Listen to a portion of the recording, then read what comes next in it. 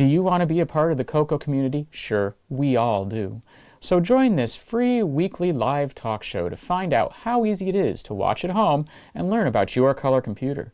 At the CoCoNation, more than 9 million men and women have participated in the community without setting foot outside their homes.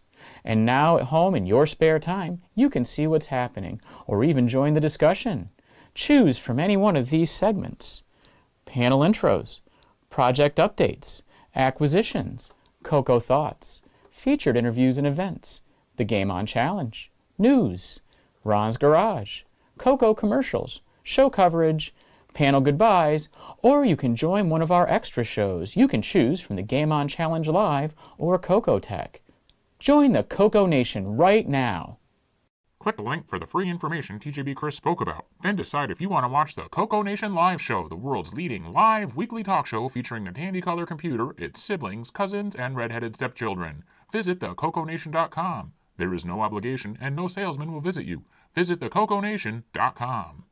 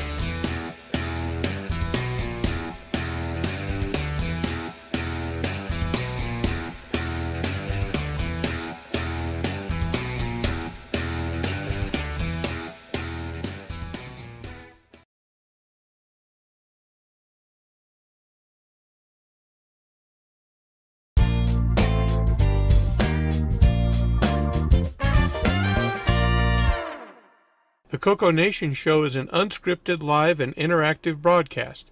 Anything can and will happen. The views and opinions expressed by members of the panel and the live audience are their own, and not necessarily those of the CoCoNation show, its sponsors, affiliates, or subsidiaries. Open minds are encouraged, and a sense of humor is recommended. Thank you for being a part of the CoCoNation.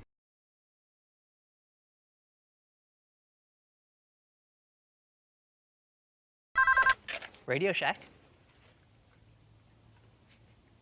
Okay. What?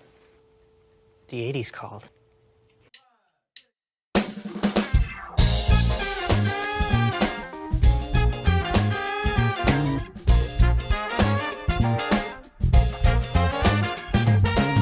Welcome to the CoCoNation, the world's first live and interactive talk show featuring the Tandy color computer and its hardware cousins.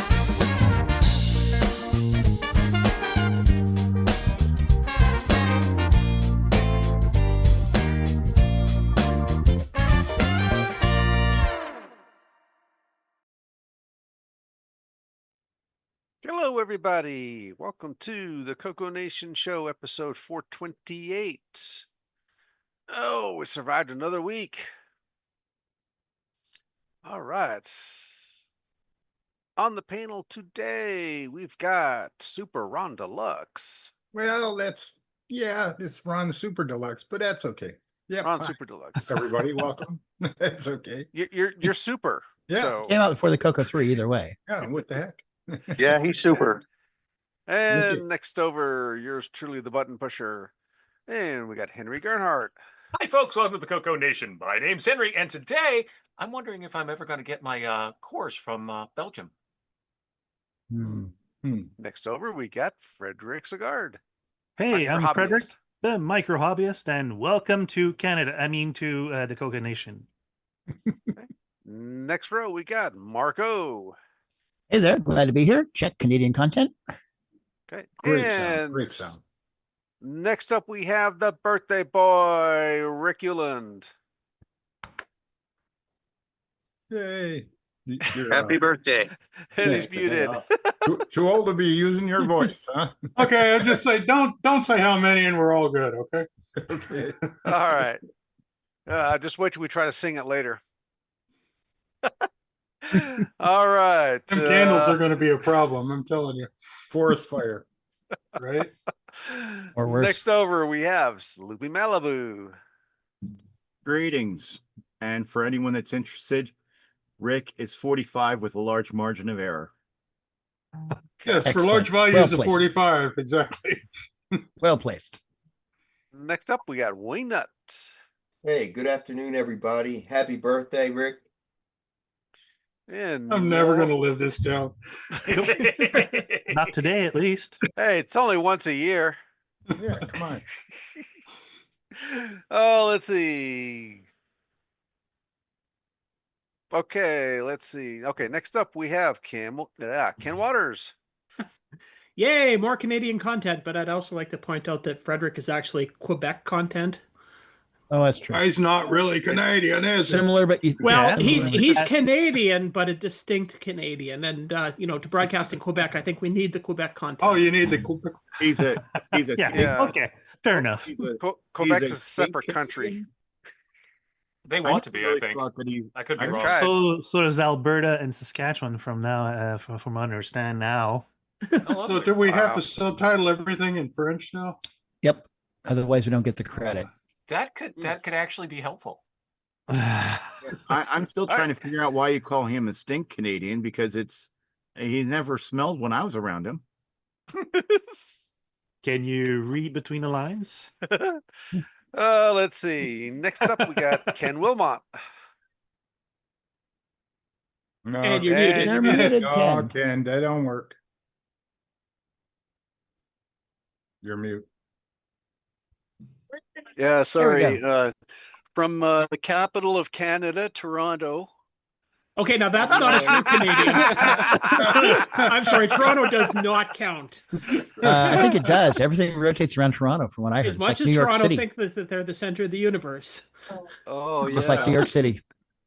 Like Tonto, All like right. Tommy? Well, Canada is the greater Toronto area, or the GTA, as they call it. Right? Judging by the traffic, yeah, I guess so. Yeah, we have a saying, it takes an hour to get from Toronto to Toronto. Yeah.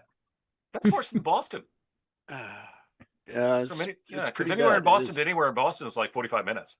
All right. Anywho, it's Frankenstein Day today, and here's my Frankenstein.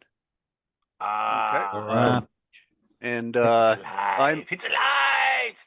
my birthday is also coming up soon, and I believe I might have everyone beat. But anyway, glad to be on the show. Beat how? In age? What are you, 51? With a large With a I think large it's closer to margin of 55. error. Come on, you got to answer that. Beat how? All right, let's next one. Move along. Move Yep. along. Bob Emery. Oh, howdy, folks. Welcome to the show. I'm probably muted. Nope. No. No, we This can hear time, you. not this time. Far out. And from somewhere out in the wilderness, we got Kevin Holloway. Hello, everybody. Hello. Happy birthday, Mr. Euland. Thank you. And hello again, Marco. Hello. All right. Kevin and I had breakfast this morning because he's in my area. No. And you All left right. him in the woods? That's not nice. Oh no, he's downtown downtown Corvallis. There's people. In the chat Farmers. today. In the chat today, we have Michael Zwiffle, Micro Hobbyist, Brian Blake, Brian Weasler, Marco, sixxie, 8-Bits in the Basement, Jim Rye, Peter Willard, Sloopy, Brian Walsh, Tom Eric Gunderson, William Athing, Wayne Campbell. All right, that catches us up. All right. That list sounds really short. Play There the should be more outro. people than that. Yeah, let's see. All right. Where am I at? Okay, that turns off, this turns on. All right. Project updates. I'll lead this one off. I got this in the mail. Ooh, PakuPaku. nice. The one, the only, never to sealed. be another. Very nice. No one will know it has bugs. One cartridge to rule Yeah, them no all. one will know it has bugs if you leave it sealed. Uh-huh. Yeah. True. And yes, I think there's something in there anyway. You Pristine keep, 2020 air. Patrick, you keep having birthdays, so you get really wise. That's how the it hope. works. Yeah, I gave those up. Let's see. Rick, what you got today?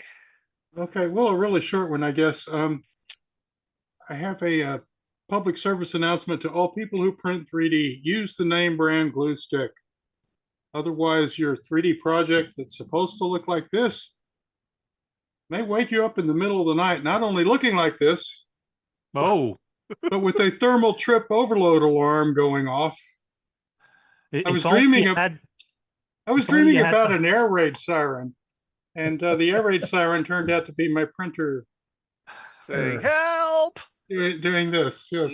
Buddy. if only you had some sort of AI camera that can detect it and stop it. Well, yeah. Yeah. We all love AI here, right? So is it a broken machine now or just? No, it's just a broken print.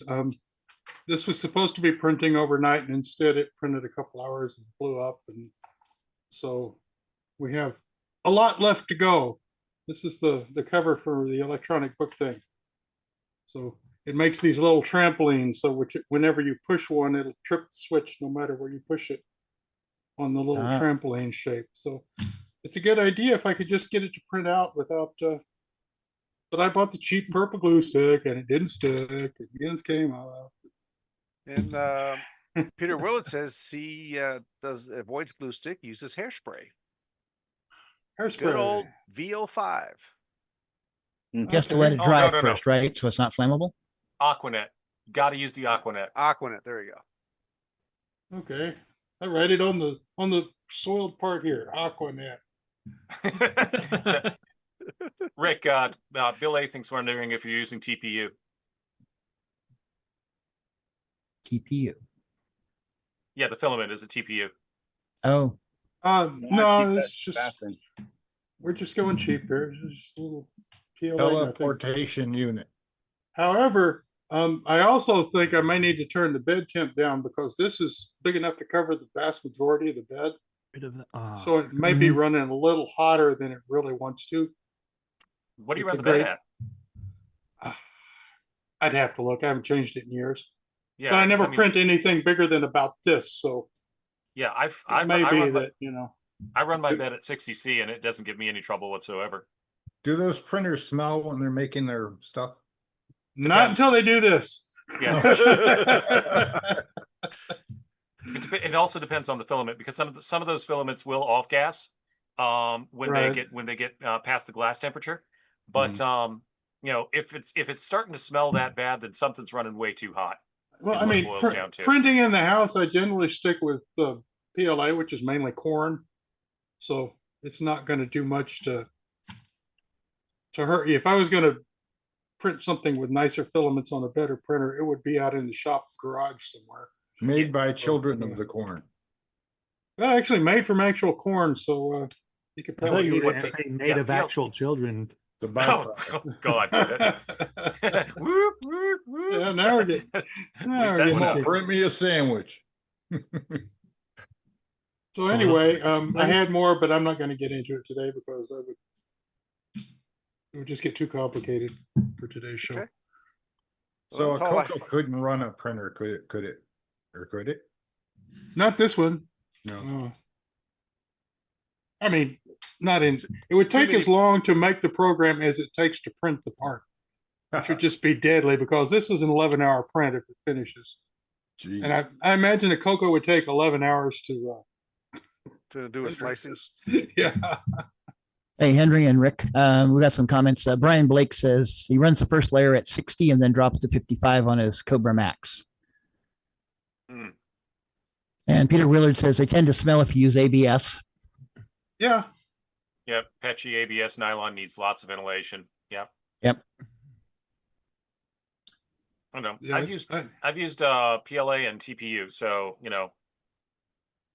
Right. I save ABS for the this is going in a car in Texas.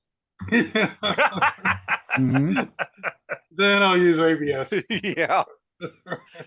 Actually, we're running into that problem at our work with the PLA. Yeah, the parts were warping in a car. Right. And so ABS isn't perfect. Witness the CoCos, Australian CoCos, which are ABS, but molded. Still, it's not perfect, but it certainly works a lot better. Yeah, we were trying to make car dash parts out of PLA, and that didn't work out so well. Really? Not the right tool for the job. Nope. So sixxie, that wouldn't necessarily be a sixxie says interesting approach, makes sense. Not sure if the Prusa has the ability to do the drop the temperature after a layer or two. That would not be the that would be in the G code somewhere. It would be the slicer that would write that out.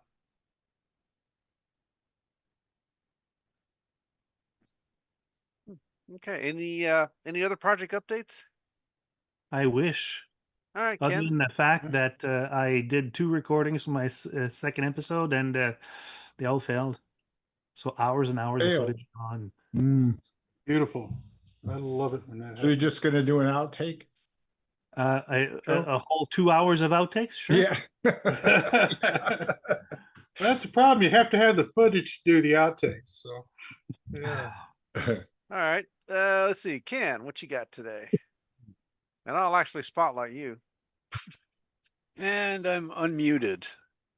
Well, that was a nice show, Frederick, and looking forward to future episodes. Okay. I've got some props in that one. Mm. You'll see.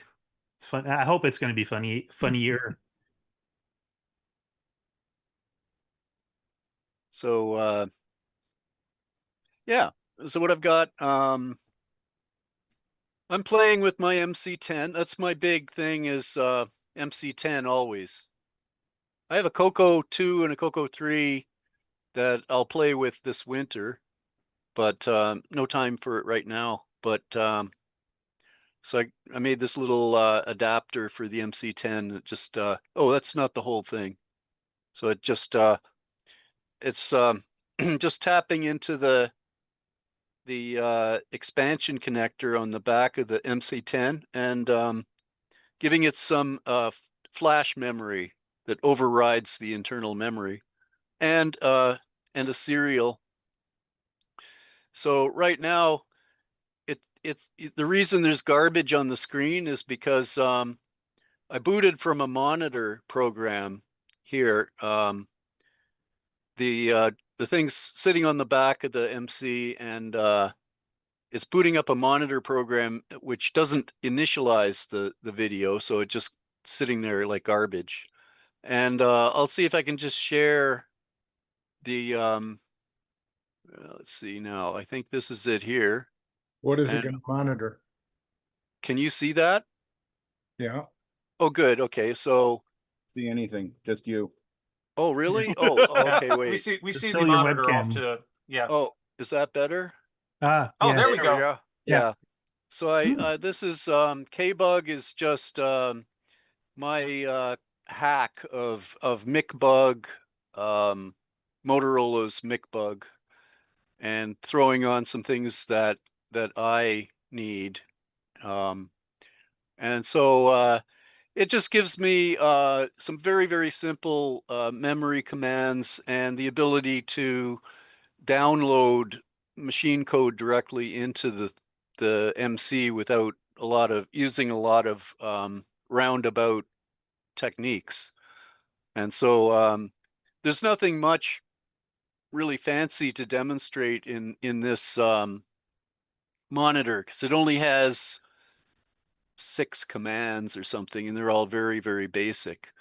But it allows me to get in and play around, and that's pretty much what I'm interested in doing right now. And this one here, if you hit P, it dumps the processor register contents so you can look at them. And if you can modify them, you can run code, all that stuff. And it's anyone who's used a monitor knows that it's not exciting. It's a tool to get things done. And I haven't really started playing with it because we're so busy around here. But next week and subsequent to that, we're going to have some time to really do some serious playing with it, and I'm looking forward to that. I'm going to probably try and do some graphics programming. And that's it. That's what I'm working on. Cool. Can I ask a question? Yeah. Go ahead. Can I see you just add the A and B register? Can you do that? Oh, yeah, should I go back? Let's see, because I'm not sure what you're talking about. Let's see, let me go back and open that up, because okay, I'm sharing it, I guess, right? Yes. Yep. Yep. You're good. Now, So what was A and the B are separate. I wanted to see if you could add the A and the B register, what the instruction would be. if I could add them, Yes. like arithmetically? Yes. Let me see. There's probably no commands in your No, like for that. I would have to so basically I'd the easy way would be like I'd assemble a short program to do it, and then download it using L. So I go L here. As soon as I hit L, it would be waiting for a file download. So I would do something like this. I send a file, find an assembly language file here, and here's an S19 file. I'm going to open it. Now I have to make sure that I use a character delay, because the machine's not fast enough to keep up with it. Then I go like this. It's going to load an S record. Oh.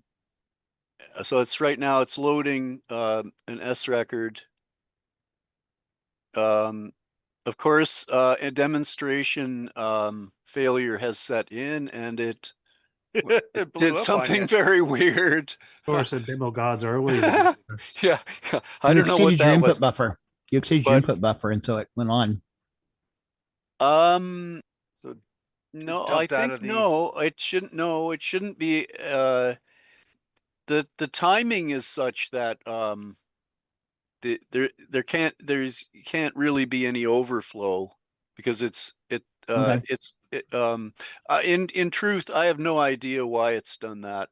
And probably have to scroll back to the point of failure and see what it says. yeah, that's a really funny one. I have no idea. You know what? It might be Second S record. Yeah. It might have, like, I loaded a file at random, so the code that I loaded might have overwritten something. You pulled the carpet out from under your feet, maybe. Yes, I think so.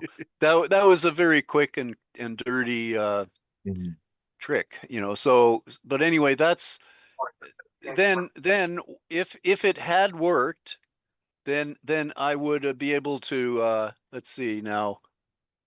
So I would then probably I would have loaded it into a standard location where hitting X would run it, but it crashed, and then it tried running, and it ran into the interrupt vector table, and then that halted it.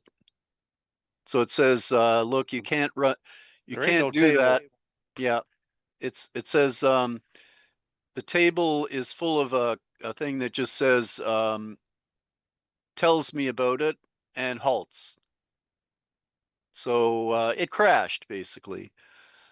But if I had loaded a program that would add the A and the B register, it would have run it, and then I could use the M command to examine the location and see what the answer should have been, was, and should be. So that's how I would, a little bit more of the process right there. Okay, thank you. So next project is an inline assembler. Yeah. Maybe. Technically, really, I don't like working that way. I'm quite comfortable assembling on Yeah. a PC. Yeah, for sure. But I'd like to see more functionality in the monitor for sure. For the 6809, you're in a better the Assist 09 monitor is a kind of an easy fit for any 6809 system, and so it's got a lot of stuff. It's a very sophisticated monitor and has a lot more. One of the nice things about this monitor is that it's really tiny. It's less than 512 bytes. Wow. If you strip out some of the prompts and everything, right? It's fully functional, and the original micbug, I believe, fits into one page, like 256 bytes, because the original 1979 ROMs weren't any bigger than that.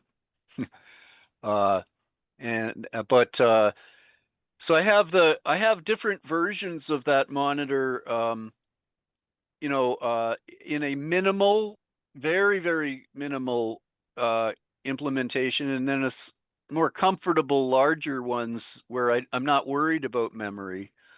But you know, it's nice and small. It's a good thing about it. Really, all I really need from it to do is it gives me serial input output and the ability to download code into the machine and run it. The basics of a monitor. Yep, that's all I need from it, really. And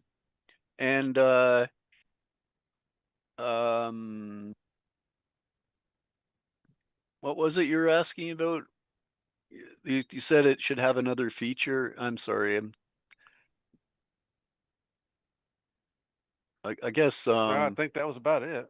yeah, yeah. It's like one minor feature I'd like to see is a dump. So you can dump areas of memory and that would probably, if I had to add one thing to it, it would be that. Would you dump it in like both the hex and then have like side by side with just characters so you can see both the ASCII as well as the Yeah, text types? exactly. So if you see any right. strings, you'll be able to see the strings come up. Yeah, exactly right. So that's it for me.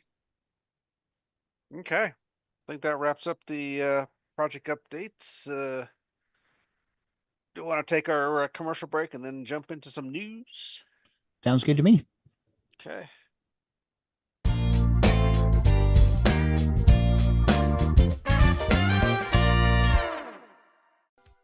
Hello, everyone. It's your good buddy, your good pal, Amigo Aaron, joined by that dastardly The Brent from ARG Presents. You're watching CoCoNation. I feel like that should have been longer.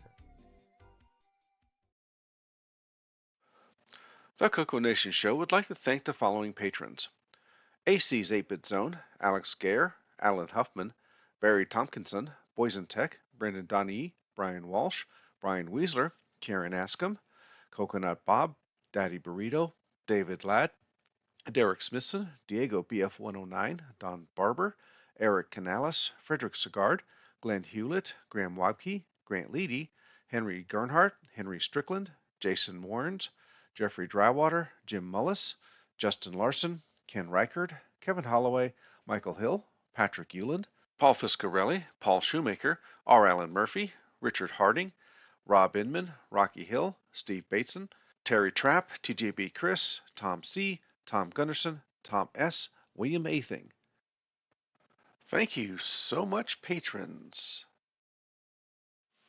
If you would like to support the CocoNation show, sign up at patreon.thecoconation.com. Hey everyone, I'm TJB Chris, and I'm watching the CocoNation live show, and so are you. And probably shouldn't be pointing that thing at you. Enjoy!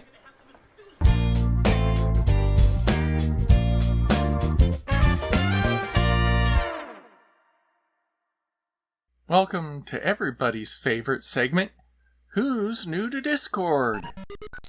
Dejandrew425 says, hello, reconnecting with my past in the 80s. And for a bit of info, I am the Dan G that contributed the OpenGL code and a few test cheat codes to the open source port of Dungeons of Daggorath on GitHub. Strauss says, hi, completely new to the CoCo, having missed it completely in my youth. Picked up a CoCo 2 recently and this seems to be the place to learn. Looking forward. My name is Adrian. I've managed to repair an acquired CoCo 3, and I seek you all to find out just what I've missed all these years. I look forward to meeting the members of this Discord. 1-Bit Fever Dreams says, hi, my name is Michael, aka 1-Bit Fever Dreams. I'm into 68,000 max, 486/early Pentium PC for that golden age of MS-DOS gaming and the F256K2 from Phoenix Retro Systems. I can solder my way out of trouble, but my main focus is programming these things. I've been on a MIDI and chiptune tear for the last year. Sloopy linked me to this Discord and I've watched some live streams, CocoNation, from time to time. The preceding bios were edited for time. Thanks to Boysen Tech, Frederick Micro Hobbyist Sigard, Glenside Computer Club, Paul Fiscarelli, Paul Shoemaker, Tandy Color Computer 3, Wingnut 2626, and the CocoNation patrons for boosting the server.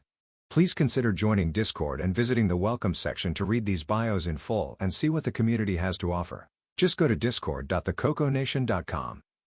See you on Discord. When you want the latest in TRS-80, Tandy, Dragon, MC-10, and all of their hardware cousins,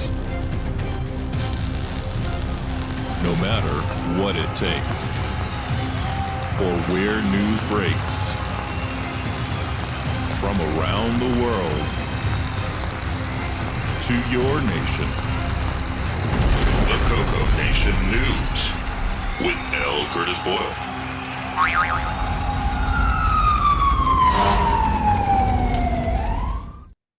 And filling in for L. Curtis Boyle is Marco. Hey there. So Rick's going to be sharing the desktop, and I'll just be talking. So a little housekeeping. We are still working on a special CoCo 4 episode in the near future. No time set so far. Where will we be trying to get together all of the follow-ons to the CoCo 3, which will include the MM1, the TC9, the Delmar System 5, and they're still looking for a few other systems. Looks like TC70, Kix 20, Kix 30, Delmar System 4. I guess Brian Weisler has an AT306 he'll be showing off, and MM1Bs. Anyway, if you have one of these systems, and especially if it's up and running, please contact L. Curtis Boyle at his email address listed in the show notes you can get from the Color Computer Discord, and see if we can get on the show, because we'd like to have a whole group of people. Anyway, with our new revamped lineup, we're now going to start with the Dragon 32 and 64 news for our viewers in Western Europe. Okay, Rick, first story. Julian Brown has posted a photo of his new Rev 3 prototype board that he just received, but he won't have time to do anything with it until Sunday. Still, picture's a picture. And I'm even exciting following his stuff, because he's doing some really cool stuff with optimizing the Dragon here. Looks kind of cool. Trying to get all the screens to look good for all of us here. I understand. I can pause for a moment. No, this is all in Facebook, by the way. So you'll need a Facebook account or contact one of us who can to show you some info. He also has a new 1.9-inch LCD display. What is it? That's about 4 centimeters that he uses for debugging. That's kind of cool looking. Let's see. He also has an idea for a keyboard with 50 addressable RGB leads. I don't know, RGB? Okay. Addressable? Nice. So backlit. Yeah, so you can light up all the keys in different colors. And time to RGB right. up the CoCo. I so very much not think of backlit keyboards as a thing, but okay, that would be cool. A replacement CoCo keyboard that would have backlights. That'd be great for playing Dungeons of Daggeroth when the lights are out low. Didn't I talk about that last week? Well, just light up the command keys and nothing else. Yeah, like it. Well, the keyboard's going to give you random colors when it crashes. Yeah, you'll know the computer crashed because your keyboard will go poof into your face. No, these all blink red. As your computer crashes, blinks red. Failure. Oh, he also posted an update for getting PAL and NTSC video timings working on his replacement VDG. Oscilloscope shot. You board? Looking cool. Lots of good hardware coming from Julian. We actually had Julian on a virtual CoCo Fest, not this year, but the year before, and he had a really nice presentation, PowerPoint and all, really excellent. Very well done. Way more prepared than I was. Anyway, love talking with Julian. Okay, our second story on the Dragon in 64. Oh, we want to do that one? Sure, we can do that. Oh, that's... Yeah, there's 2 stories, but this is fine. Okay, yes, late story in. Kieran, otherwise known as sixxie on the Color Computer Discord, has just released a brand new update to XROAR, which everybody loves XROAR. We will get it added to the show notes and upload it here a little bit later today. But looks like new for version 1.9. Looks like trap triggered trace now include trap instruction. SDL don't display screensaver in windowed mode. Windows explicitly map pause in automatic keyboard language. Include profile for the Prologica CP400. Oh, we're going to cover the Brazilian clones now. Thank you, sixxie. Looks like also SRAM 8 support for RAM 512 for Dragon 64. Fixed second mouse button joystick mapping. Fixed CoCo 3 Gimme IRQ issues highlighted by Tim Lindner. Fixed RAM and init set. So it looks like a little bit of bug fixes and a few new features. Anyway, if you're a fan of XROAR, I am. Get there and get it downloaded so you can get the latest version. We have one other story, Rick. Appears there is a YouTube channel, hirudov, posted a video doing testing of a basic interpreter for the Dragon 64. You want to roll a few seconds of that? We have a video. We'll have no sound, though, because I haven't... I hear something. Vaguely in the background through my mic, maybe. See, what have we got? I have prepared no place to jump in. That's fine. Wonder what they're testing. It's the FPGA. Pano is not a the FPGA version.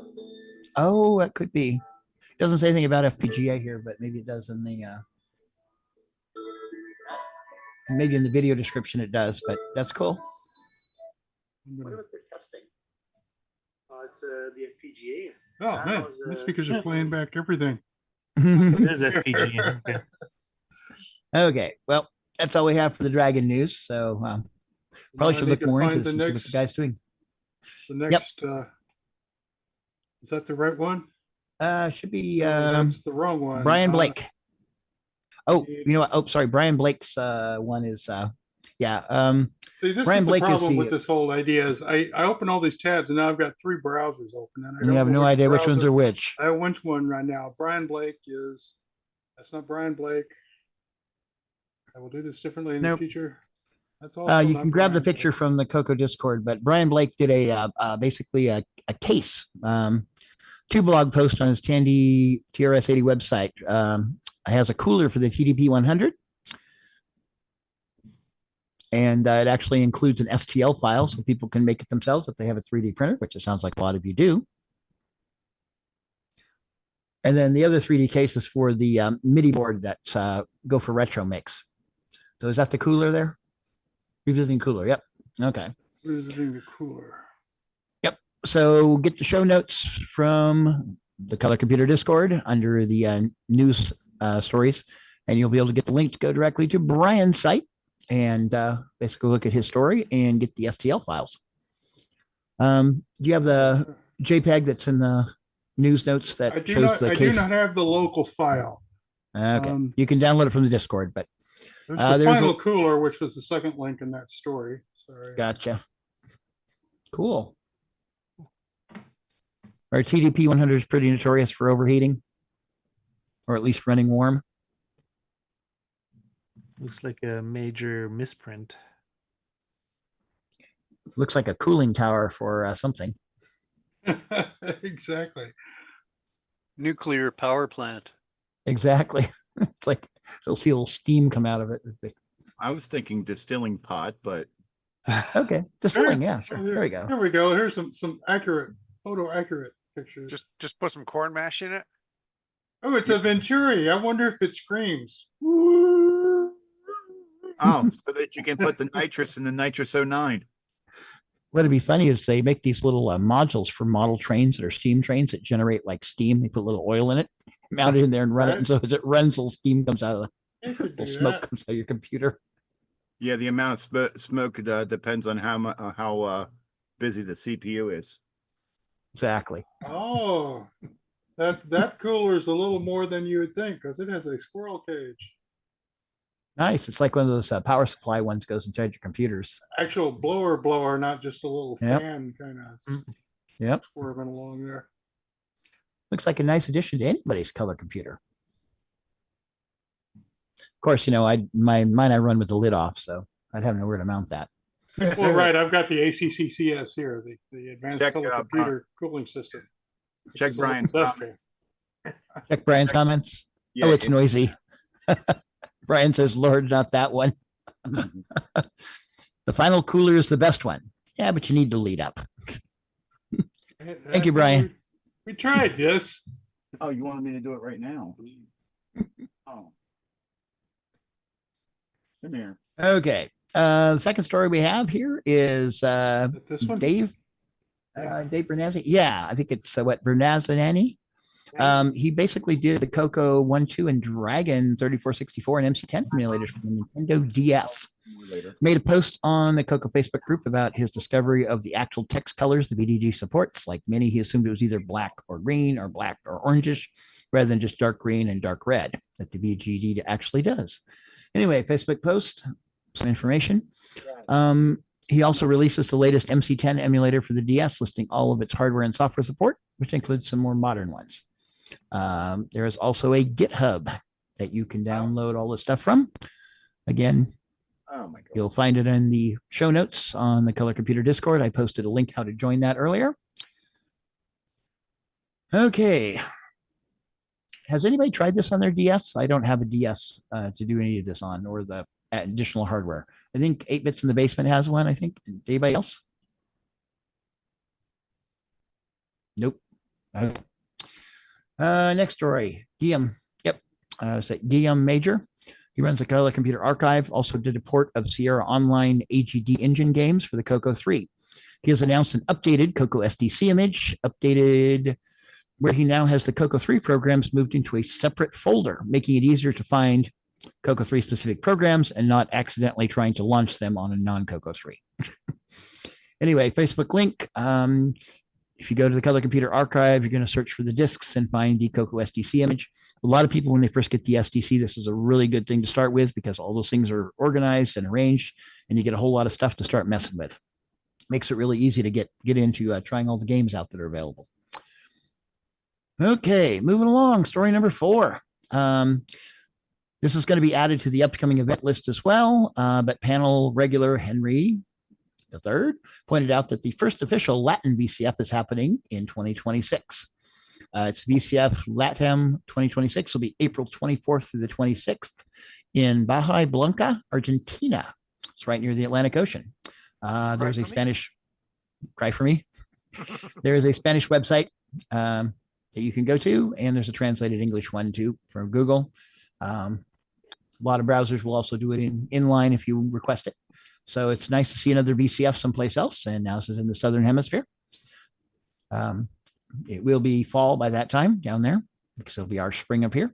It's the same weekend, by the way, as the current CoCo Fest, so you probably won't make both.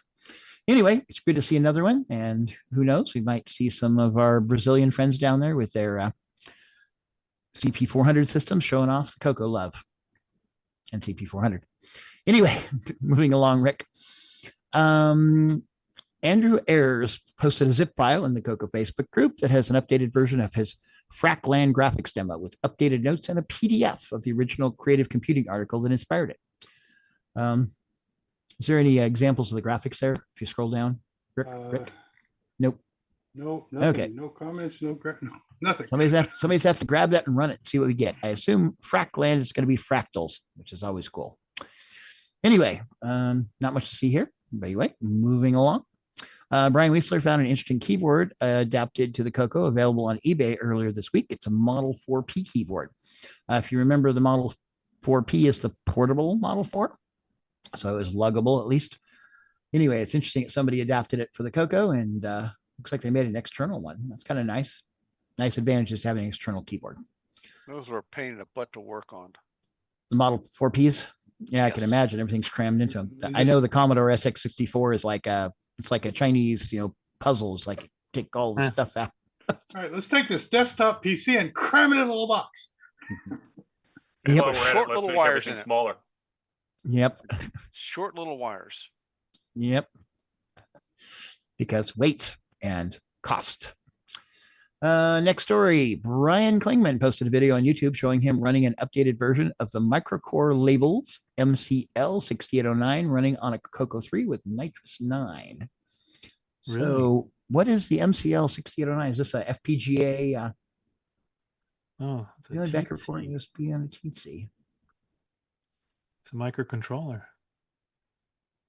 Oh, they're using a modern microcontroller based on the 6809 to No, they're emulating the 6809. Oh, they're emulating. Okay. Microcore labels. All right. Interesting. Never type on camera. Yeah, good to know.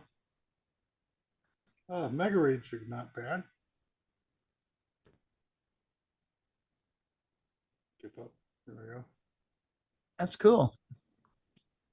Yeah, it's amazing that we now have generic hardware like FPGAs that are fast enough to emulate things like the 6809 in real time.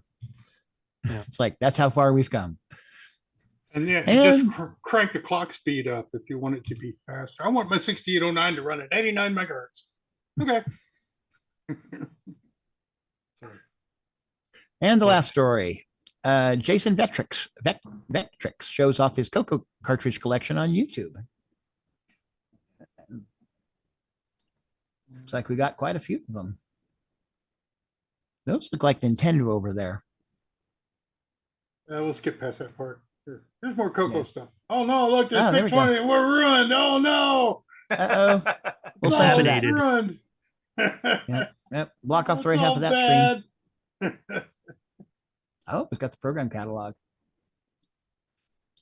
Nice I to know had he's a well-balanced collector. He has Commodore as well as Tandy, as well as Nintendo. I see the NES games, yeah. And some hardware stuff. And Sounds and Balloons, Dungeons of Daggeroth. Good choices. Okay, we don't want to show off all his good stuff. all the CoCo. Yeah. Go check out his collection. For all you MC10 fans, we're sorry to announce there is no MC10 news this week. Come back next week, maybe we'll have better news. Well, there was Ken stuff. Yeah, Ken did just fine. He was the MC10 news this week. Yeah. Yeah. Oh, was he? Okay. Do we have a video, pictures, pantomime, flannel graph? What do we have? Well, if you Well, Ken- really want some MC10 stuff, MC10. Oh. What was that? Your soundboard?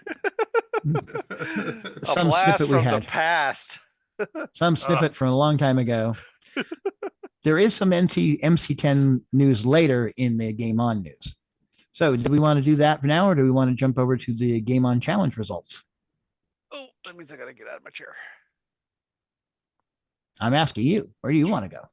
You're the Oh, boss let's man. see. Do the Game On challenge results. Yep. I'm awake. Okay, cool. There's Ken. Okay, then here we go. Engage Canada.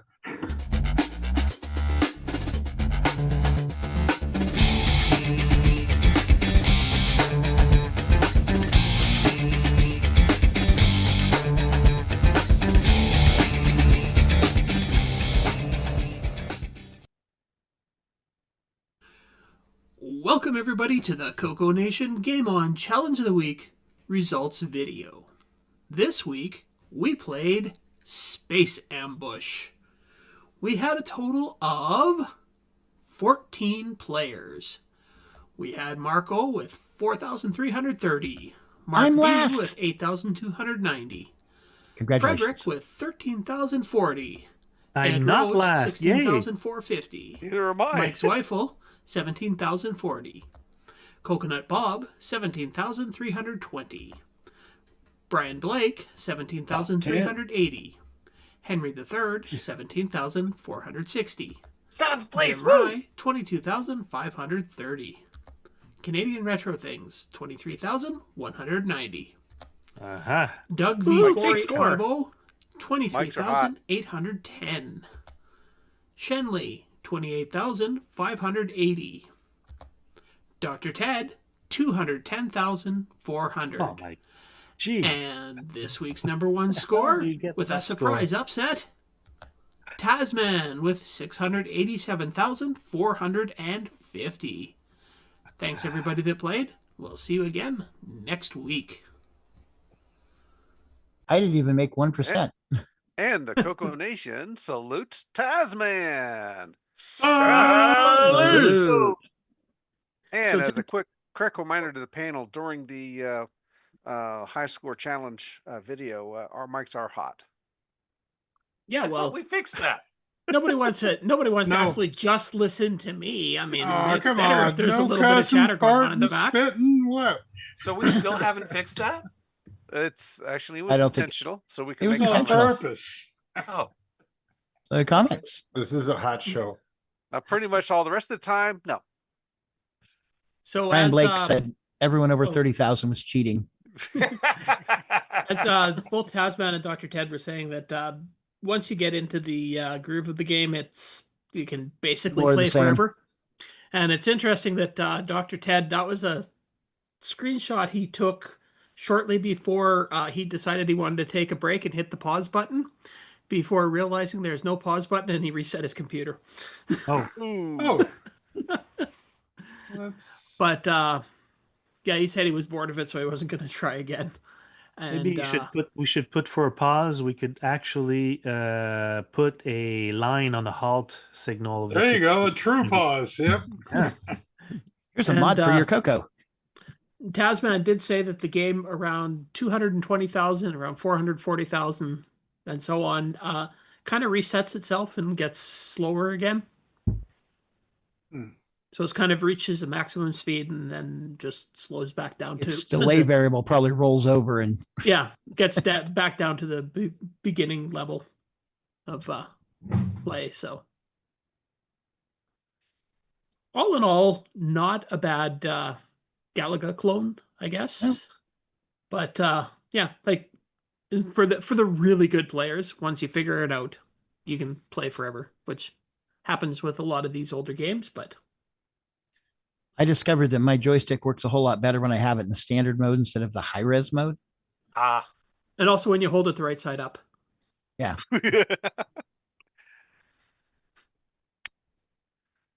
Anyway. What did other people think of this game that played it? Sloopy, I had noticed that your 65,000 points or whatever you said you had never got posted. What do you mean my 65,000? I had That's what 17,000. Said I never saw you get posted though. It's right there. I can see it. I even posted an 18,000. But you're saying on the live show that you scored like 65,000 or 35,000 or something like that. No, I didn't see that. I didn't say that. Huh. I think we have proof of that on a video. He said. Oh, you're talking about that. Do I need to pull the tapes? that was just to mess with you, because you asked what my score was. And I said that I wanted to see proof of the score that you said you had. Never saw it. Well, anyways, 80,000 in the thing now.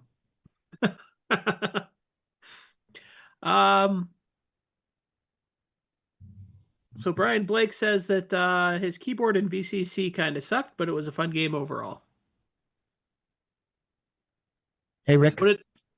Oh, sixxie also said earlier the CP400 or one of the Brazilian clones had an actual pause button that basically halts the CPU. So it's been done before. Nice feature, yes. Well, I think Dr. Ted got mixed up with the game that we were playing a couple weeks ago where the game actually had a pause button. It was like hitting the escape key paused it or something. Right. Oh, whereas hitting the escape key in this one just kills it. Oops. Oh yeah, and my 17,000 wasn't there either. Pictures or it didn't happen. Well, no. Someone moved the Game On Challenge channel. Oh yeah, what happened there? It got moved down in the list. Did you post it in the general game post one? Well, no. I was scrolling through it to find it, and then I was like, "What the heck?" And because I knew that I hadn't posted when you sent the message that it was going to be done. And so then I realized that the Game On Challenge was moved. And that's when I posted it in the actual Game On Challenge that was moved. So I think you moved it so that I couldn't post my score. Has somebody moved it back yet? Yeah. No one's moved it back yet. Okay. Yeah, what happened there, Mark? I don't know. You're the one that's in I charge didn't move of it. all the channels. Jeez. Must I'm be not in charge of all the channels. Oh, there it just. I just moved it back. Okay, well, you're the one that keeps making all the channels, so. Sure, I'll take the blame. It was me. You gotta blame somebody. Yeah, so that's why my score didn't get posted originally, and then I did post it when I realized it, but it was evidently too late. Sorry about that. Okay, so we actually had 15 players, including Sloopy. Yeah, and I would have made the top 10 if it weren't for you pesky kids. Yeah, kids, and they're changing things around. Yeah, I don't like change. Darn it! That's why I still use a CoCo 1. I don't want to hear it from you. I mean, if you don't have any gray hairs, then you're a kid in my book. I think I have some right in here. That's a little bit of hair color to make you look older. Distinguished, yes. Yes. All right. So, anyways, other people that played the game, what did they think of this as compared to other Galaga clones that we've got on Playable, the actually. CoCo? Playable. For once, I got some points. And actually, I would have to say good hit detection in this one. Yeah. Yeah, I actually like this game. I wish I had longer to play it. Well, just because the challenge is over doesn't mean you can't play it anymore. You can still play it. I can? Yeah. Oh. It's not like when the game on challenge is over that you're not allowed to play these games anymore. Well, unfortunately, I was very sick during the yeah, I know period, so I wasn't able to play it on the challenge as much as I could. But yes, it was a really good game, and you get an attaboy for choosing a good game for once. Good, because I'm going to need it after I show you what the game for this next 2 weeks is. Oh, he's gonna cash in. Catch Is that puppy, yeah. Cash in his attaboy, huh? There it is. I've got good news for you. I won't be able to play because I'll be going on a trip. Where? I don't want want to to hear guess from you. somewhere like VCF. And I don't want to hear it from you either. What? VCF Midwest. Well, have fun. I wish I could go. Oh, that's right. Can go. Can I? Yes. We still let Canadians in down here. Yeah.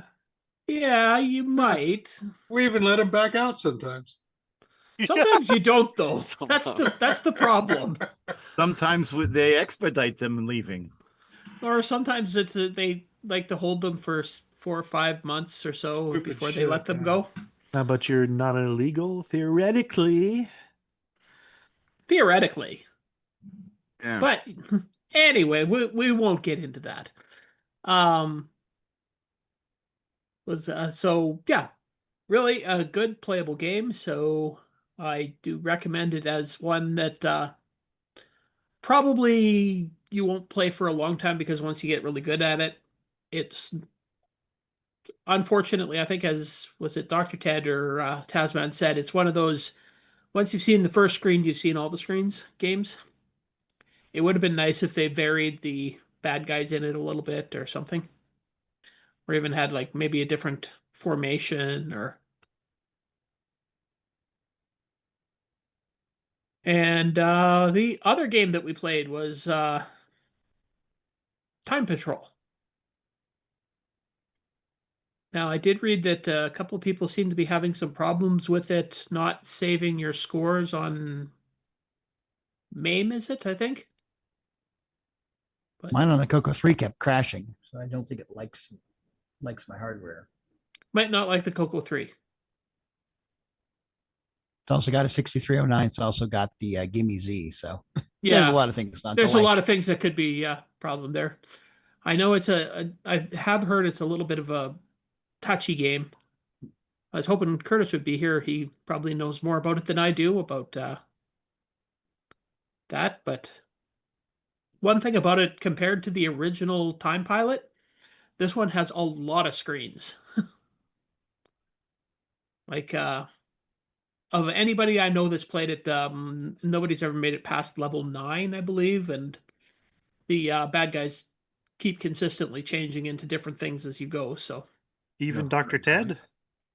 I don't know how well Dr. Ted's going to do. I'll have to find out. But and these people that made it to level 9 only did it because they played on the practice mode where you get 255 men. Number 9. Yeah. Why is apparently after about I think level 4 or something, it gets like impossibly hard. So I will be at the bottom of the list. That's what you're saying. Well, you know, at least you'll have company at the basement with me.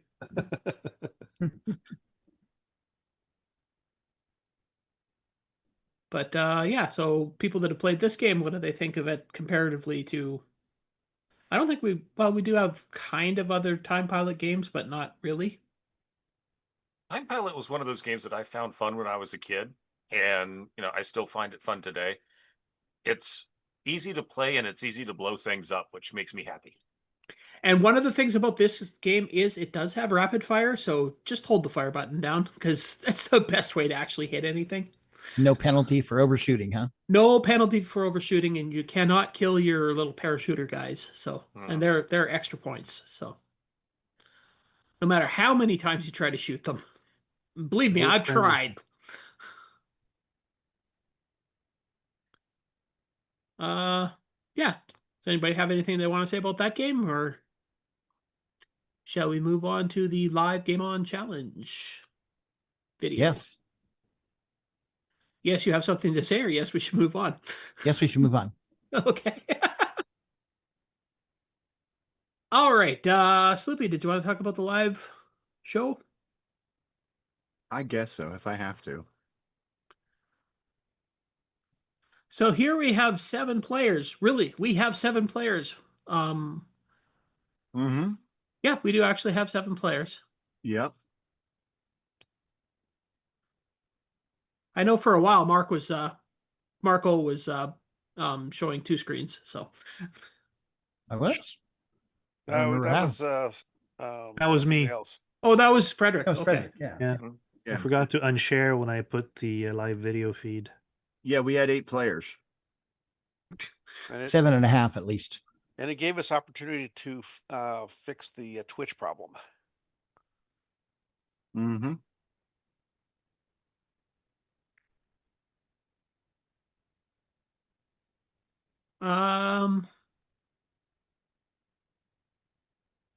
Rommel's Revenge.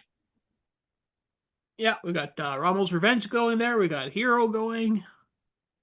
People were having fun playing games anyways, and that's the point of this show. So.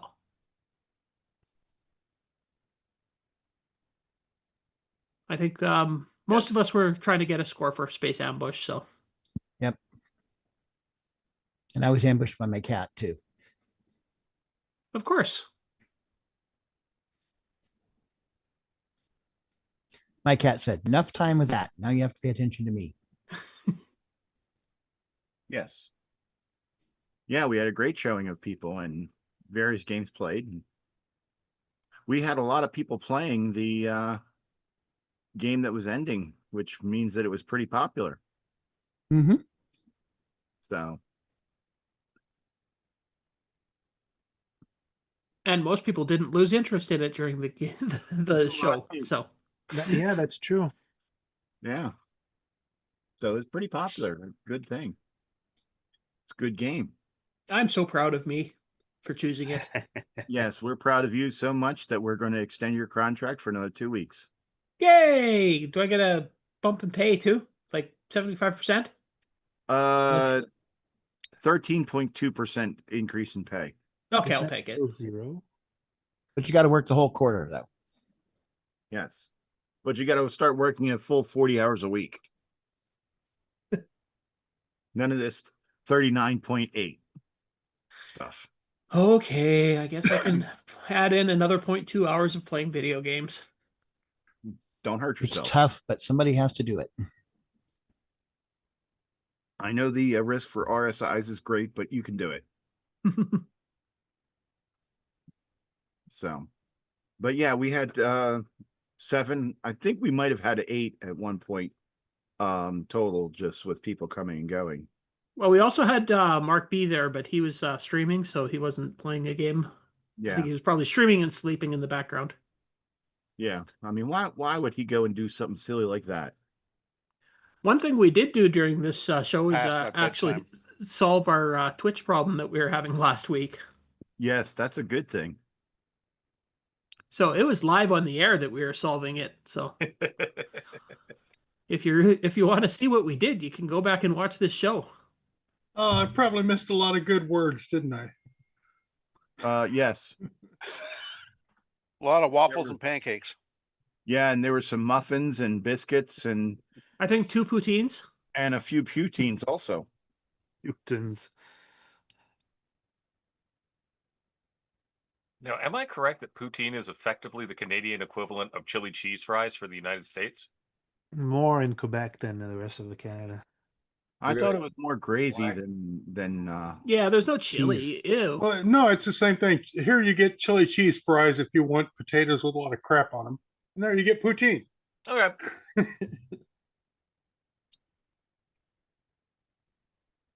And your chili cheese fries don't use cheese curds. You guys just use like cheddar or something like that. Oh, they're just nasty cheese. Yeah. Cheap cheese. It should be artificial and brightly colored. Exactly. Oh, potential spam. Let me respond to this person right away. So, yes, here we have when Bob was talking about streaming his actual CoCo.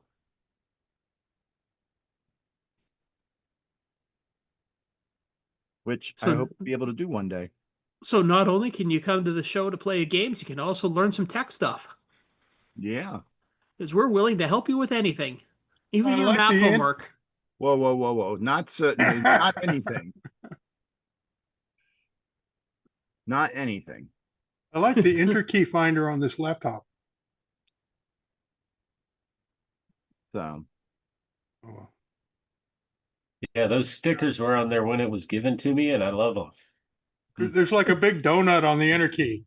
Yeah. What do you hit? You hit that. But you can feel it with your pinky. Very easy. Wouldn't that be a donut enter? Someone shoot him. Here's the stupidest enter key in the world. Look at this laptop. They designed it. So we can't see what you're talking about, Rick. Oh, I have no face? I will have to stop sharing. Oh, never mind. It's not worth that. Nope. There. Oh, okay. Nope. This looks like the stupid enter key that no one can hit. Mm-hmm. Even though it's not, it's really two separate keys. They just styled it to look like it's all the enter key. So whichever style you're used to, you're gonna do it wrong. That's awesome. So is that a Dell or a Lenovo? That is a Lenovo. So they want it to look like an IBM with the funky L-shaped enter key, but they don't want to have the L-shaped enter key. It looked good on paper. Right. It looks pretty from a distance. Yeah. So, all right. Well, I think that was it for the Game On Challenge. Back to you, Ken. Okay. Well, first you should tell people if they want to join the Game On Challenge, where and when can they do that? We're going to talk about this again. I thought we had already covered this. Well, we got to keep telling people until they show up. We're going to keep telling them. All right. I forgot. It's not informational. It's a threat. Rick, Thursday, 8 p.m. on the CoCo Discord. You join the Game On Challenge Live channel, and you are on the show. See how easy it is? All right. Yeah, that sounds really easy. And what time did you say that was, Sloopy? 8 p.m. Eastern, 5 p.m. Pacific. And what time did you show up this week, Sloopy? I showed up at a time that is reasonable for me to show up. He showed up when he finally managed to get out of bed. Exactly. Yeah, I don't think you would want to hear the noises I was making before I got to the It's all right. We covered you. Yes. Hey, it gave you a chance to fix the Twitch issue. Yeah, there you go. All right, so I guess we'll move on to what the game for the next 2 weeks is going to be. And I have to say, if you watch the live Game On Challenge, you should be able to guess what this game is because I got the idea from Bob. There's a recurring theme here, isn't there? And this is it. CoCo 1-2 or Dragon. What is it? It's a game. I'm guessing it's something that starts with the same letter as the other game we were playing. It's got a lot of colors. It looks like They it's renamed it. trying to be Defender-esque. Those are definitely fuel depots there. I would say it's trying to be more Scramble-esque. Now, one thing about this game, when you first turn it on, it's going to give you a list of the keyboard commands that you can use to play it. Don't just turn it off after you see this god-awful thing that the author came up for the keyboard commands, because you can use a joystick. I hope so. Is it worse than... Well, can you show us what the keyboard commands are? I didn't take a picture of that screen. Oh, There was like the was it 1 and 2 key for left, right, Yeah. and then the L and semicolon semicolon and underline or something like that for the up down. I think it was zero and colon. Zero for and up and down. zero and colon were up and down. 1 and 2 were left and right. Something was fire and spacebar was drop a bomb.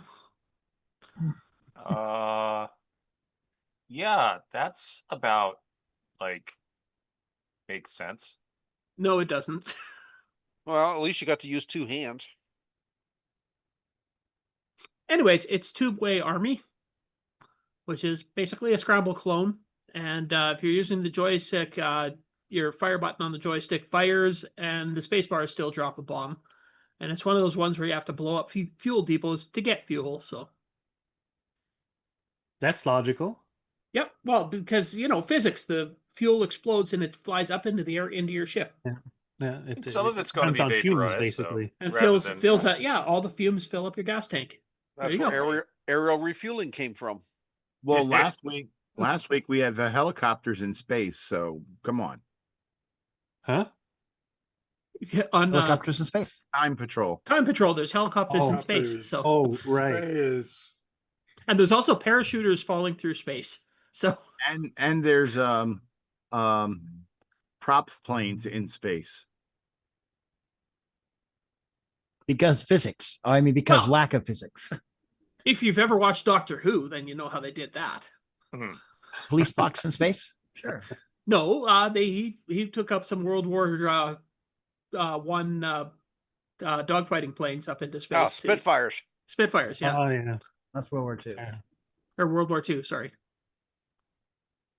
Any I think the recommendations for playing Time Pilot or Time Patrol?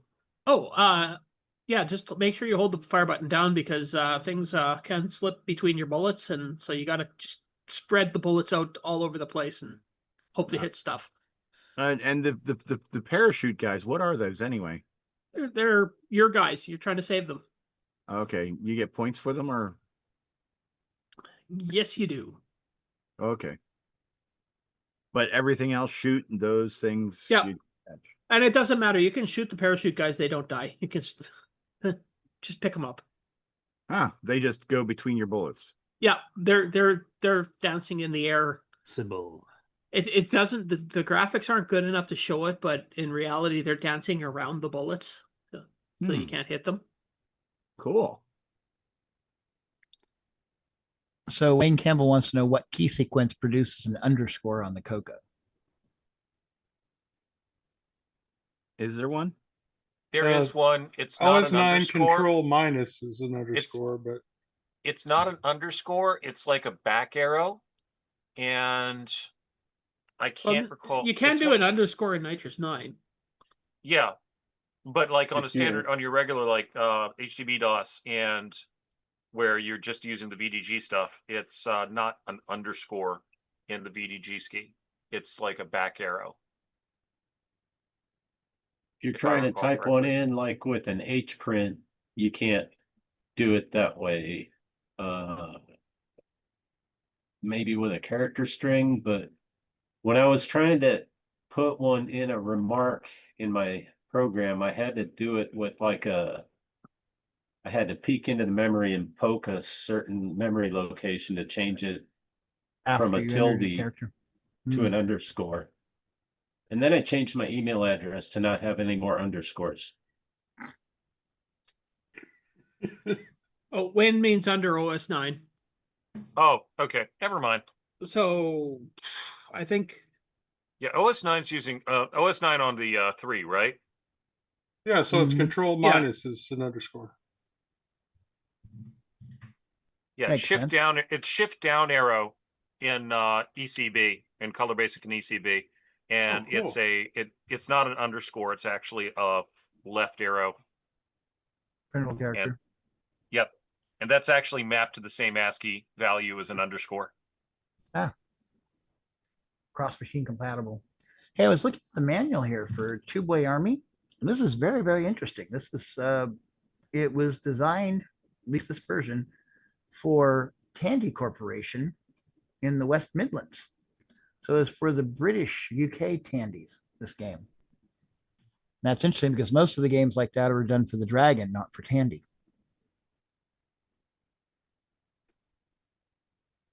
Ooh, you'll have to come onto the show on Thursday and talk about that. That's just the manual. It's on the Color Computer Archive, but it's just, that's Oh, interesting. okay. Well, then MarcB will be reading that on Thursday. But passionately. But dramatically. It's a cassette. It's a little wraparound for the cassette tape, so it's not too long. It's just interesting because I mean, it's there's actually UK Tandy software. When there wasn't a whole lot of it, they didn't sell a whole lot of them, but. And interesting enough, this is one of those games that's not on that L. Curtis Boyle site. Slacker.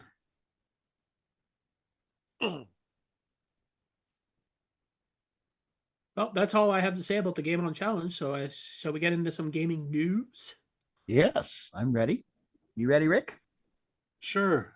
It's amazing with Mark doing the news, it's not so snoozy anymore. I don't know how to drag it out. Show's going to be done in 2 hours, so yeah. I know, I don't have time to fall asleep. I keep hoping some of you will interrupt me and have something more to say, but no, I'm so boring you don't even. Oh, we're allowed to interrupt? Of course. All right, feature creep the news. Exactly. You actually believe in rabbit holes? Oh yeah, definitely. We've been there. We know them. I'm actually mentioning that the rabbit hole in my next episode for a reason, and you'll find out. We even have a title screen here for rabbit holes. There is an official coding scale on the index to mark rabbit holes, so you can just find them at will. Okay, so for all you MC10 fans, believe it or not, there is some news. It's just covered under the game news. So Jim Gary, our favorite MC10 game converter, has released a new graphical adventure game for the MC10 called Quest for Fire that requires the enhanced BASIC and RAM with the MCX SD expansion, which honestly all MC10 owners should get if possible. Jim translated the original Sanyo HC25 code and from French to English and did some bug fixes and tweaks to actually make the game winnable in multiple ways. The game looks really good with 128 by 96 by 4 color graphics. There is a YouTube video of the game in action. Yes, I finally found the right link. Sorry. There we go. Oh, wow. Cool. So it's a 2-word type adventure game, you know, like a Go West, Get Lamp. Down verb, yeah. All right. Oh, does that have a menu? Objects, acts, oh, it's your list of your north. Okay, cool. Yeah, you little seem window. to just Pretty cool. You can download it from archive.org. Find the link in our show notes at the Color Computer Discord. By the way, Wayne Campbell says, I just performed an experiment in VCC using the emulated CoCo keyboard. Control equal produces the underscore. Can someone with a real CoCo test it under Nitrous 9? Please don't all clamor to be first. Okay, moving along. Extra Tech. There we go. Released a video showing more gameplay from his disc number 8 on his Amber screen equipped CoCo 2. Dino Wars. Roll that footage. okay. Let's see what's there. Directory. I should have looked. There we go. Wars. Robert Kilgus. So, Ken, you and Curtis interviewed him, didn't you, Mr. Kilgus? Yes, we did. Sorry, I was just typing something in Discord. Yeah, and we actually talked quite a bit about Dino Wars and how he did it and how he makes it look like. It's a really interesting interview because it talks a lot about the how like you've got the camera panning between the two dinosaurs. And the way that it does it is that it just takes the exact center point between the two dinosaurs and moves slowly towards the center of that. So if you both walk off in a different direction, that's why you can both walk off the side of the screen. But then if one stops and the other keeps going, then it's going to start panning towards the one that keeps going. And cool. So auto panning. This is on your Canadian Retro Things channel, right? Yes, it is. It was I the mean- second episode of talking. Or no, was it the second or third episode? I have a link from a Yeah, while all right. ago on YouTube, so I just posted that. Hopefully, it'll go to the right stuff. Yeah, there's four pages or 4 videos Videos. of interviews through different time periods of his work. So Cool. I highly recommend that you subscribe to all the CoCo people and their channels. You get notifications, but you can ignore them if you want. But it's just nice because they know that you're paying attention and that you are interested in their work. Oh, and Even also if you're one not. other interesting thing, if you haven't seen that video about Dino Wars, is the roaring is actually his wife. He digitally recorded her roaring and put it into the game. That doesn't sound complimentary. Actually, they were both doing it. They both did all the sound effects for this, and he talks about how his neighbors must have thought they were nuts because they're sitting in a room with the window wide open and they're both roaring into microphones and laughing and. It was more like it's like they're testing each other's breath. There's no biting and hurting. It is actually really interesting where he talks about how he did this and how he got the speech into the skiing game and all of that.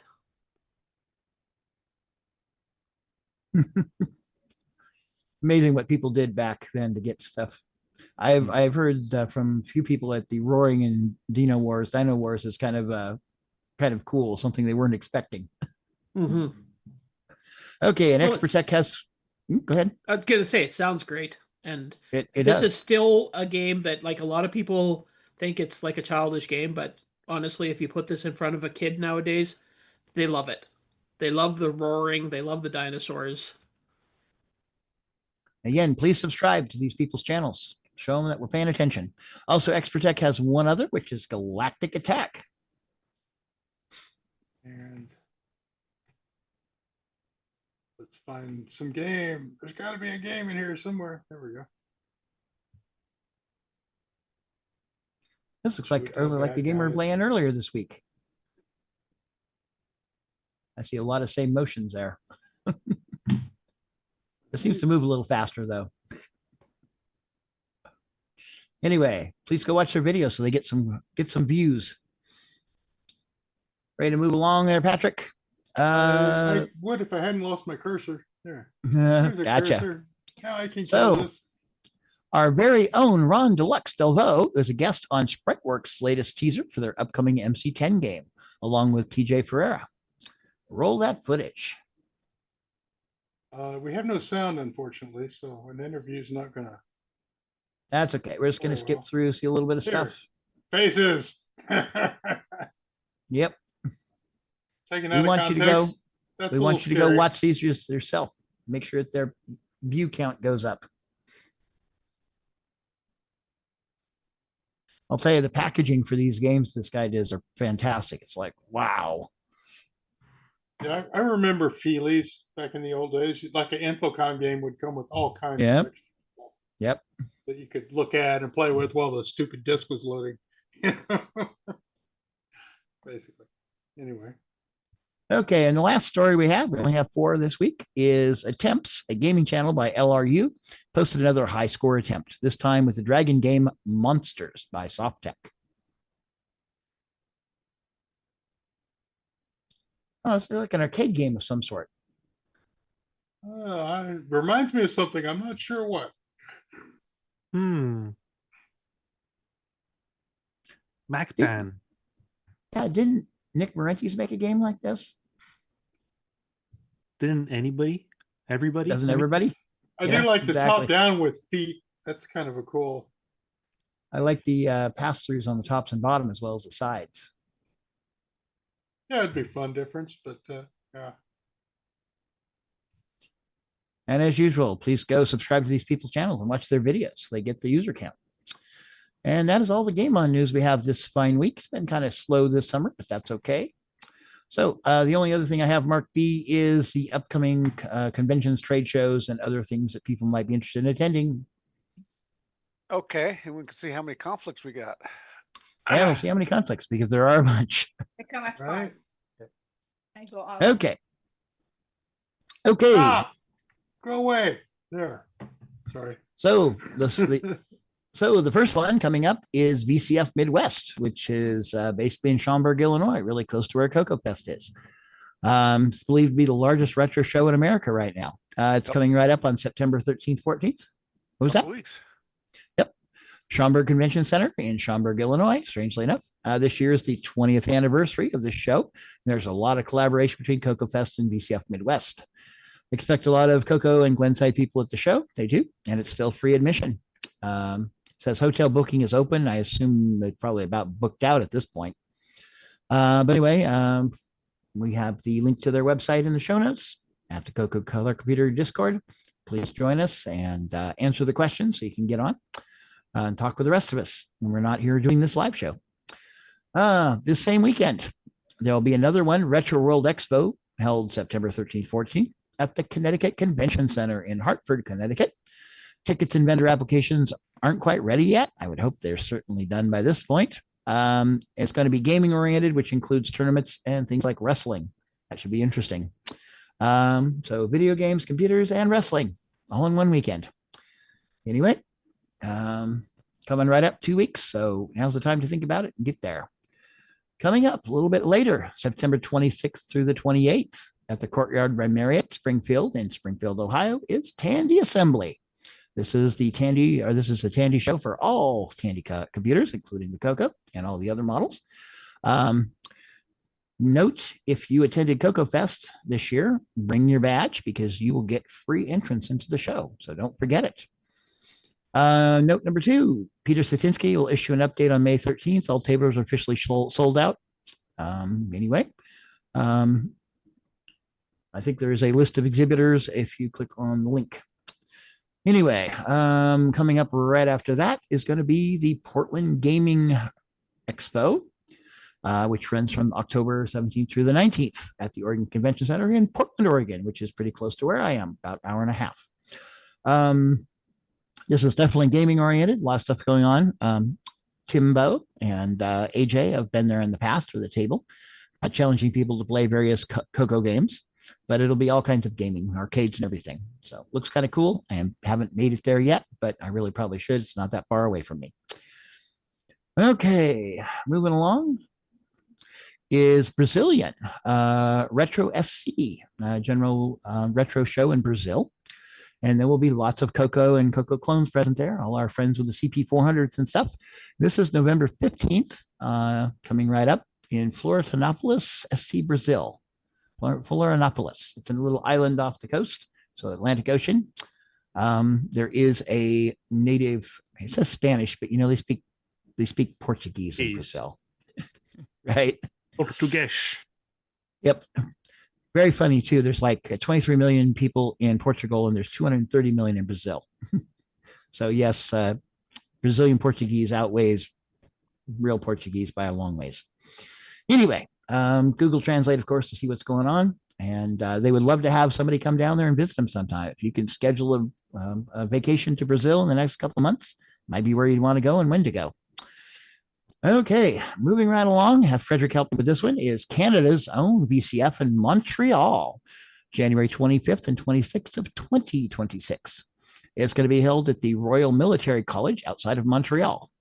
Saint-Jean-sur-Richelieu. Excellent. We need to record that. Play it back.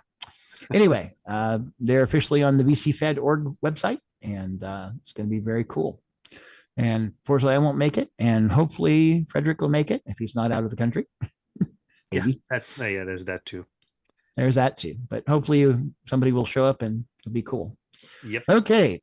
And this is still listed in the news notes as a tentative date for CocoFest 2026, but it's listed as April 24th and 25th, and I'm pretty sure that's locked in. Yes, the site has finally changed. The front page goes to the right links.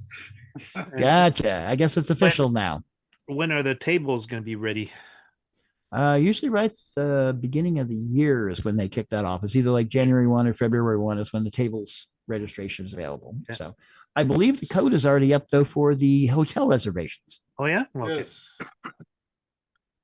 I believe it's on the page there. I think it might be visible somewhere.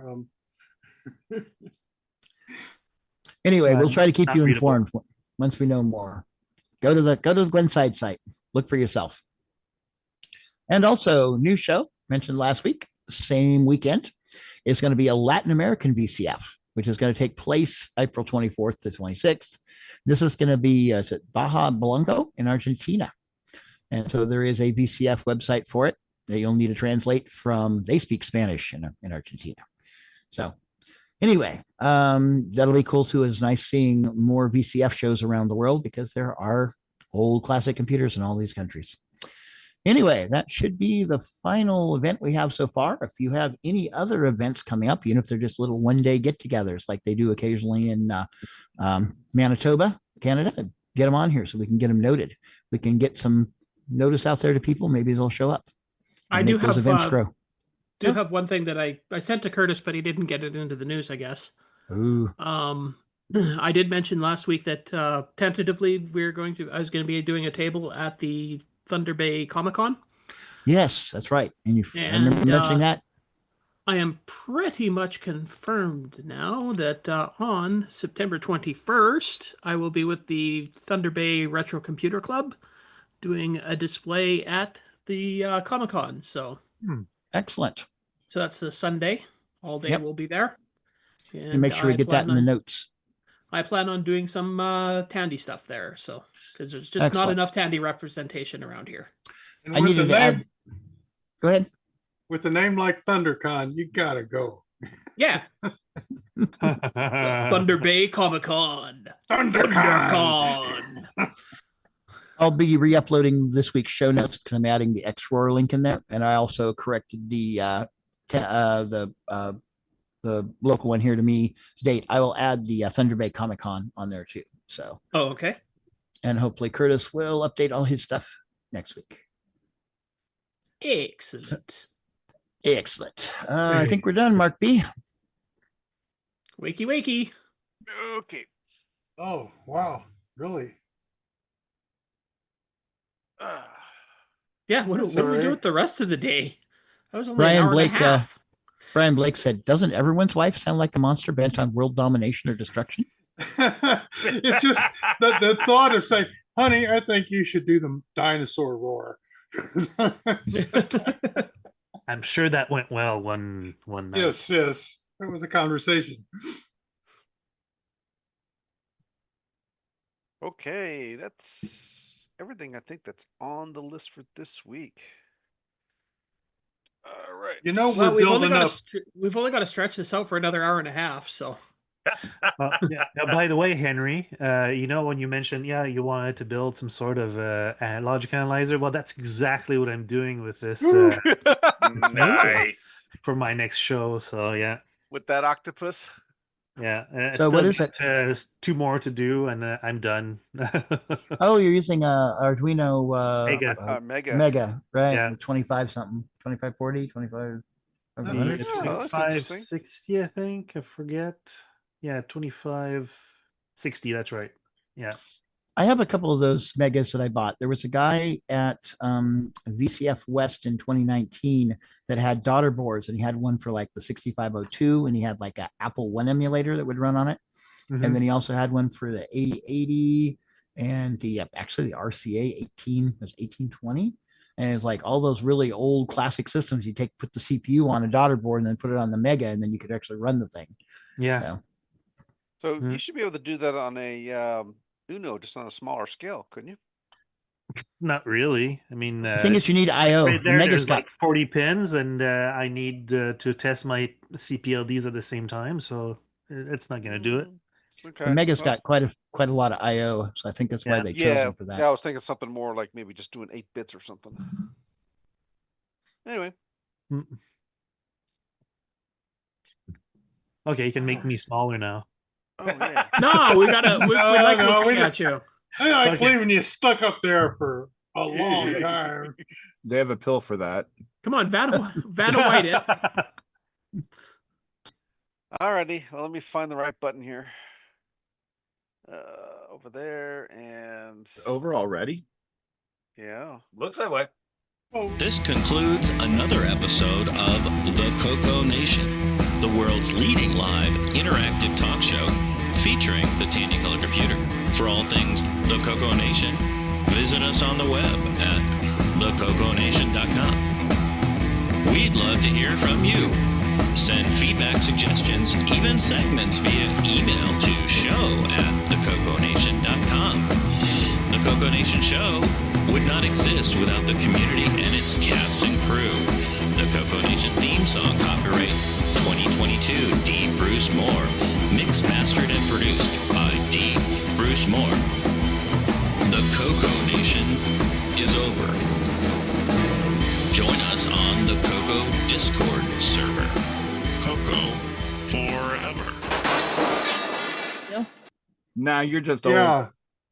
I mean, like the outro was a little loud and it's starting to clip just a little bit somehow. Okay. Maybe me, but because I can hear it clipping. I can turn that down just a little bit. Yeah, I'm just saying. To me, it sounded like that the whole show, and I don't. I thought it was just because I drank too much coffee. Sixxie says, "What am I supposed to do for the next hour or so?" Is we're sorry. Anyone here? Anyone here going to VCF Midwest? Alas, Yep. no. No, So I have a far- war conflict. I'm going to Tandy Assembly though. Oh, cool. I mean, cool. I pulled the trigger on the flight on the flight and pulled the trigger on buying the airplane ticket, so I pretty much better go. Yeah. To the Tandy Assembly. How long till we're back? Don't MarcB? forget that. Ah, there we Oh are. yeah, free badge. Yep, definitely. What, I'll be bringing that with me. Yeah. Rick, you said you're not going? No, I'm giving it a whirl. Maybe You're just gonna be a day trip. I can't really afford a room, so I'm just going to go down. And then maybe, just Blah, maybe, blah, I come can back. actually get somebody consistent that I can train to do my job for my job for the weekend of CoCo Fest. AI. Hopefully. Cool. AI can do it. No. Right. The stupidest, most simple, lowest common denominator answer to turn everyone off. Yeah, that'll work great. Hey Rick, if you're going to show up for a while, if you want, you can bring some product and put it on my table for sale.